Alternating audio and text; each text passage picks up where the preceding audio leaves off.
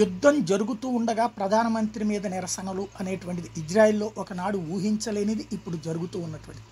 ఎందుకు జరుగుతూ ఉన్నది అంటే ప్రత్యేకించి ఏదైతే హోస్టేజెస్ అంటే బందీలు, హమాస్ తీవ్రవాదుల చేతుల బందీలు ఇజ్రాయెల్ నుంచి ఎత్తుకుపోయినటువంటి వాళ్ళు ఎవరైతే ఉన్నారో వాళ్ళు మొన్న ఒక ముగ్గురు చనిపోవడం, అది ఇజ్రాయెల్ వాళ్ళ కాల్పులను చనిపోవడం. దీని గురించి అనే కాదు, టోటల్గా నువ్వు యుద్ధం ఆపేసేసి హమాస్ తీవ్రవాదులతో మాట్లాడి ఒప్పించి వాళ్ళ చేత బందీలను ముందు విడిపించు, ఆ తర్వాత నువ్వు యుద్ధం చేసుకో, ముందు మా వాళ్ళ ప్రాణాలు మాకు కావాల్సిందే, దేశం కోసం నువ్వేమైతే ఏంటి, మా సైనికులు ప్రాణాలు కోల్పోకుండా ఉండాల్సిందే.